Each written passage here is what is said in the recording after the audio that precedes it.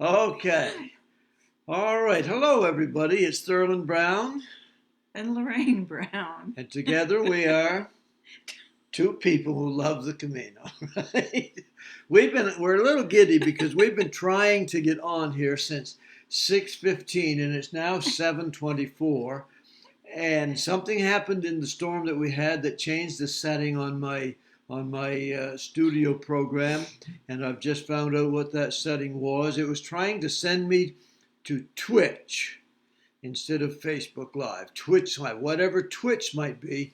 I don't know. Anyway, we were just saying, or on Facebook a little while ago, that 6 years ago we were on Camino, and so every day now these memories come up because we started on August 24th. So every day for the next 6, 7, 8, 9, 10. Well, actually, we were over in Europe for 13 weeks that time. So for the next 13 weeks, it's going to be memories of 2014 coming up on our feed, and we just realized how much that affects us. Overwhelming sometimes, our desire to be back on the Camino. We did our first Camino in 2014. Did the Camino Frances from Saint-Jean-Pied-de-Port over the Pyrenees and then across Spain. The same thing in 2017, and then in 2018 we did the Portuguese Camino from Porto up to Santiago. I've walked to the coast 5 times. Lorraine has walked 2 times. We wanted to be this fall on the Camino Salvador from Leon up to Oviedo, and then on the Primitivo from Oviedo over to Santiago. And of course, with COVID, that's just not going to happen, any of that. But nevertheless, the overwhelming, occasionally, desire to be there, and the memories just are very keen. So anyway, that's why I decided, and she's agreed begrudgingly, to join me on Saturday nights at this time to just do a quick recap of the week, the last week of the first Camino in 2014. This is a little thing I've chosen as kind of our motto. When you've walked as far as you can, take another step. And if you continue to take those other steps, pretty soon you'll be where you want to go. So I've got to do just a little bit of rearranging here. So why don't you tell them something about, what do you want to talk about? Talk about the lady you saw fall down in Paris. Okay, you go ahead. I just got a little bit of because we went to Paris first because it was our 40th anniversary. City of Love. The tickets to Paris were about the cheapest we could get, so we thought, well, we'll just go spend some time in Paris before our Camino. So we're walking around, just sightseeing and everything, and we're going down this slight hill. It was a bit of a slant. I don't know what happened, but all of a sudden, Thurland's watching this old lady roll down the hill. Just 2 or 3 good somersaults. Boom, boom, boom. I didn't see the lady because I was too busy picking myself up trying to. The lady was here. Get my pride back. I don't know what happened, but I rolled down the hill in Paris. That's not the first time she's done that type of thing, by the way. We were walking in Winchester, our hometown. We were walking to Good Friday walk the way of the cross one day, and she stepped off of the sidewalk and just did about 3 somersaults right across the street. Ended up on the other side, picked herself up, dusted herself off, and carried the cross the rest of Not really. the rest of the way. So anyway. It's something we never thought that we'd probably be able to do. We started, I never even heard tell of the Camino until at least 2011 when we were preparing. We did a walk in eastern Canada, but the 4th hardest walk in Canada apparently, and all of the material that we were reading said this is not for beginners. And underneath in small print it said not for beginners except Thurland and Lorraine. They should do this, right? Right? I guess so, because we were crazy enough to do it. So we did that in 2012, and it literally almost killed us. But anyway, that's beside the point. While we were preparing for that on this fundy footpath Facebook group, somebody mentioned the Camino. That's the first time we had ever heard tell of a Camino. So we decided to start researching that, and it went from something that we thought we could do to something that we should do. And as we read more, it was something that we had to do. For some reason, it just grabbed our attention. And if you talk to a good majority of the people on the Camino and ask them why they are there, they will say something like, I don't know, I was called to it, I can't explain it, but I feel that I have to be there. Anyway, we'll just back up just a little bit here. We left home on the 18th of August, I think. 18th, or I don't know what it was. Details aren't my thing. Yeah, really. Right, and flew to Paris and spent 2 nights there, and then we decided we'd stay the extra night because all we had booked when we left home, we had the travel agent book our flight to Paris and our flight back from Paris, and 2 nights in Paris, and we just wanted to acclimatize a little bit to Europe because neither one of us had ever been to Europe. It hadn't crossed our mind that we could ever go to Europe. And all of a sudden, here we were. So we spent 2 nights in Paris and enjoyed that a little bit. We enjoyed it enough that the next time we went for the next Camino, we said, Paris, we've been there, done that. We flew into Paris. We flew into Paris the second time, but excuse me, we just we jumped on the train and went right past Paris the second time. It was nice, but we're not really city people, and we don't really.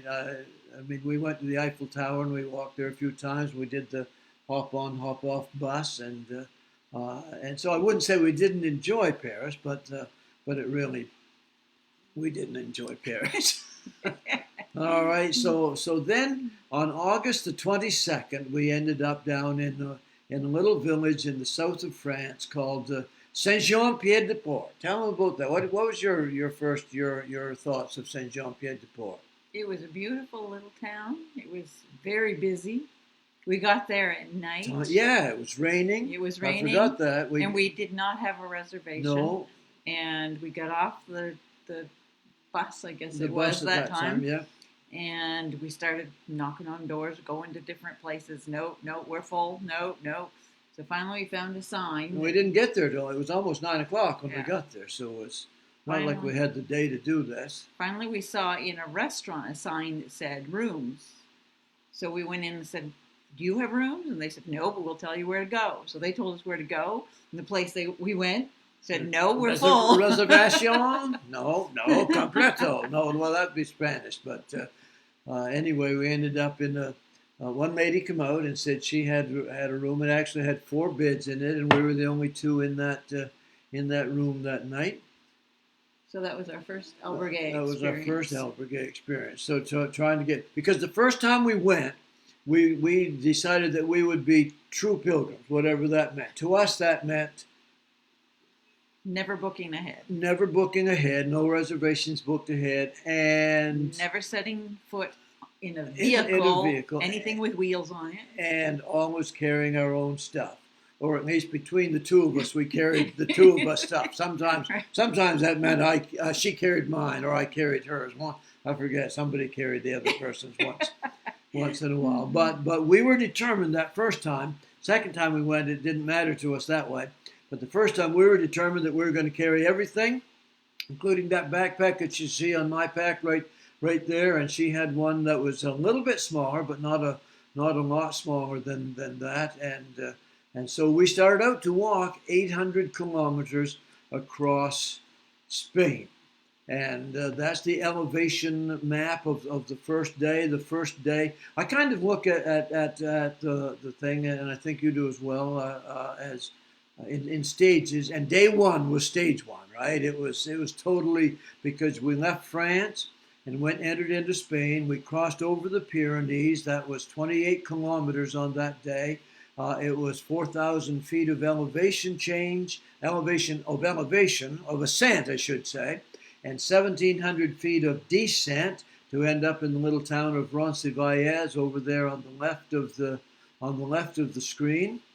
And so that was one stage, and then I kind of look at from Ronscevalles to Pamplona, although that was for us 3 days. That was kind of a stage, and then from Pamplona, so we kind of look at it a week at a time after leaving Ronscevalles. But the first day was really a day unto itself. So we sat there in Saint-Jean-Pied-de-Port. We actually took a day to just enjoy Saint-Jean. Yes, that's right.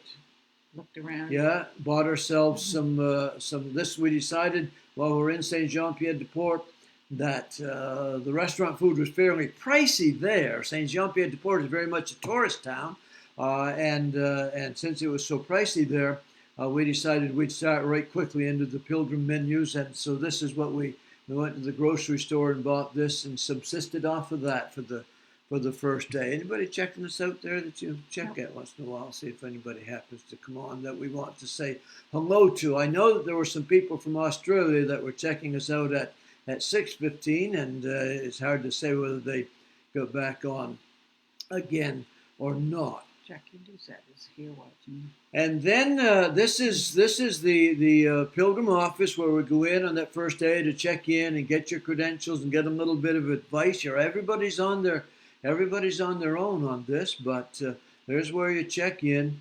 This is the evening meal the night before we left Saint-Jean-Pied-de-Port and headed off over the mountains. I feel kind of like, remember when you was a kid and you went to church and they had a missionary come to talk and they showed the slides and they gave that boring talk about those. This is John and this is Kathy and this is Kathy's. No. The funny thing about this meal that we're having with these people is they have been walking for hundreds They of miles. started in France and they were all finished. They were leaving to go home tomorrow, and we were very excited that we were just starting tomorrow. So. Yeah, so we kind of like were fish out of water that first night because they were very much a group and I mean they were very kind to us, but we were really not part of their celebration. So then it was August 24th, our anniversary, our 40th anniversary. My brother said to us when I said we were going to walk 800 kilometers across Spain for our 40th anniversary, he said, whatever happened to taking somebody out for dinner? And I told him, but at the end of the time that we were there, he actually took me out about 93 times. 93 times, and some of them were good, actually. Some of them were actually. So we started off, and we had somebody take this picture for us. That's about 2 hours in. The first, on stage one, which for us is that first day, it was very, very difficult the first 2 hours. It was 2 to 3 hours was very, very steep ascent, paved road, but very steep ascent. And by this time we're about 2 hours in right here, and we're 2 hours into a 48-day walk, and we're ready to pack it in and go home. We're looking for see how much it might cost us to change our airplane flights to get home 12 weeks early. You can see by that picture how far up we've come because we started way down there in that valley. Now we're on the top. Well, not the top, but we're part way up. So this one should tell us. This is our 40th anniversary. 3:30 on August the 24th, 2014, in France. Lorraine and I are sitting on top of the Pyrenees Mountains, or at least close to the top of the Pyrenees Mountains.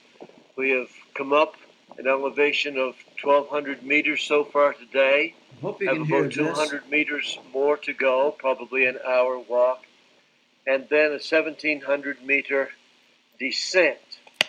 This is how we chose to spend our anniversary. Everybody that we have mentioned that to today kind of looked at us like, you chose to do that? Why? So, happy anniversary, dear. The 40 years we would do again. The Camino we will do and have a lot of fun. The first day of the Camino, I'm not so sure I would do it again, but it certainly has been worth it the first time. So we said we weren't so sure we'd do it again, but 3 years later, there we were. Now we're just dying to doing get it back. again. Yeah.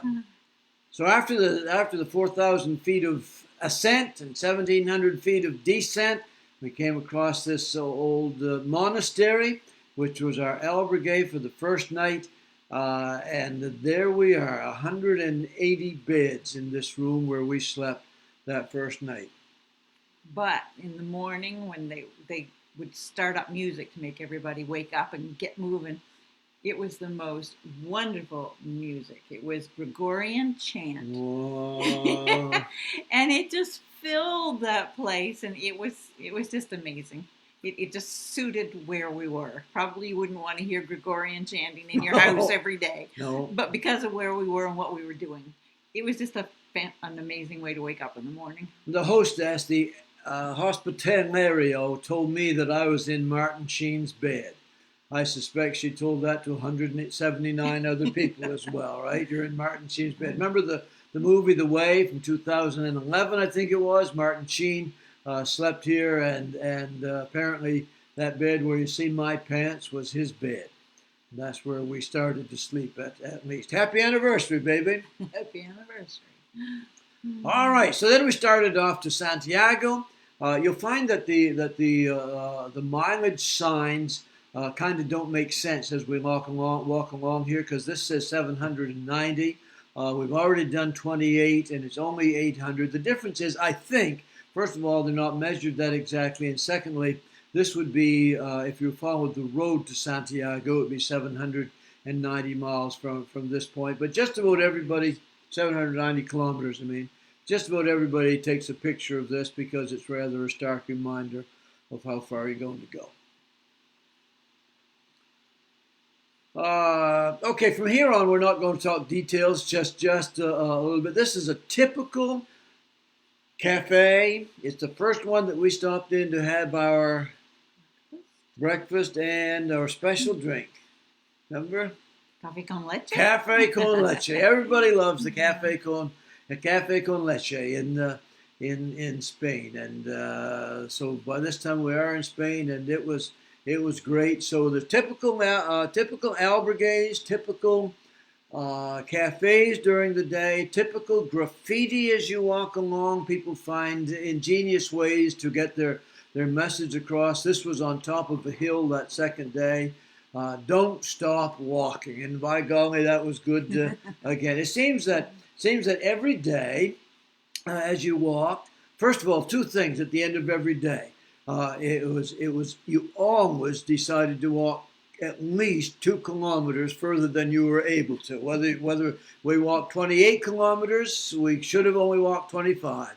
If we walked 5 kilometers, we should have only walked 2. It just seemed that the last 2 or 3 kilometers every day was very hard, and it seemed that the last few kilometers of every day was either a steep uphill or a steep downhill, and they're both bad. But so this sign, just somewhere halfway through that first day, was a good reminder. Don't stop walking. We also thought it was rather strange that their stop signs say stop. Yeah, I never thought of that. And stop signs don't say arrête. And stop signs don't say whatever stop might be in Spanish. I guess I don't know that.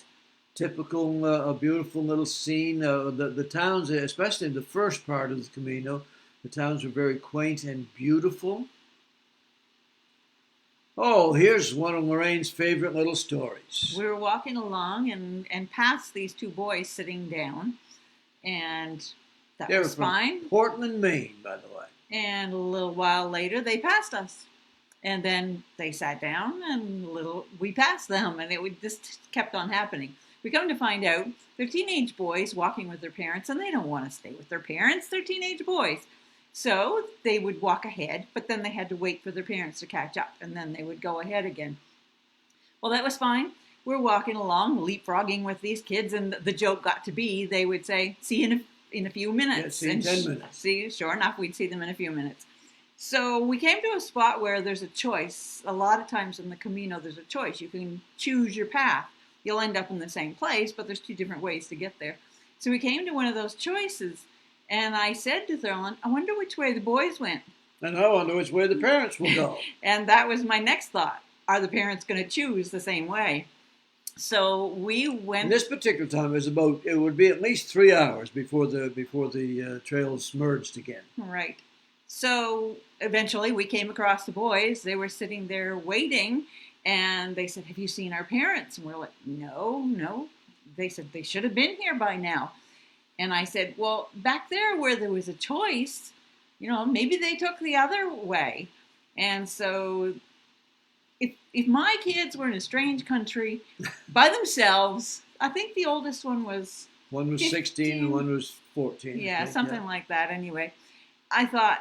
They were getting a little nervous this time. Yeah, you could tell that they were just a little bit upset that they didn't know where their parents were. And probably the parents were upset that the parents didn't know where the boys were.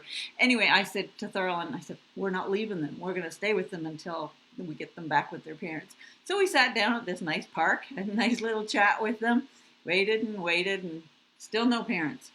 So finally we said, well, we got to keep going because your parents must have taken the other way.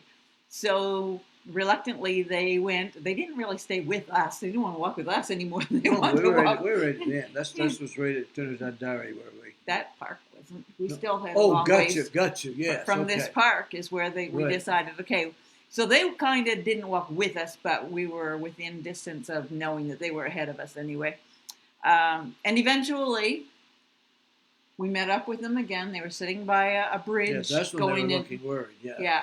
And they were really getting to be worried then. We didn't have a phone because we had to have Wi-Fi to use a phone.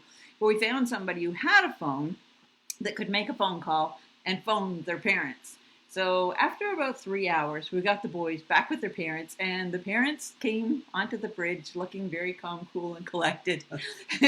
But we met up with them the next day, and they confessed that they were not calm, cool, and collected. They had been very worried about their boys, and we were happy to be of service to help to get them back together. And that's the last time we saw them. They were from Portland, Maine, and we thought we might run into them again. We did see the parents in Pamplona. In Pamplona, and the boys weren't with them. And they said, that's okay, we know where they are. All right. Another typical albergue, Lorraine, coming out of it. This is the albergue in Pamplona, and where I got a fairly good scolding by the hospitalario in the morning. We had a great night there and everything, and in the morning I came down and set my backpack outside and went inside just to tell them we were leaving and all that, and boy, she saw my backpack outside. She wasn't happy. You don't leave your bag outside on the street. Never leave your bag unattended. Now, apparently outside there they had lost one just a day or two before that, and so I was reminded then that I wasn't in Winchester anymore, and if I set my backpack down, I might not end up with it to go on the next little step. We ate breakfast with Jesus the next morning. That's who this guy reminded me of, actually, and actually had on his chest a name tag that said in large letters Jesus. And then in very tiny letters, it said Friends of Jesus. But I thought he was trying to pretend he was Jesus. And when he had just arrived, this was his starting point. And when he arrived the night before, he just seemed to attract a crowd. Everybody was just all gathered dressed in around white with the sash across, the sandals on his feet. Right, walking in sandals and talked wise and everything. And I think people thought he might be Jesus. He's a little bit older than Jesus, but we had breakfast with him the next morning and enjoyed it very much.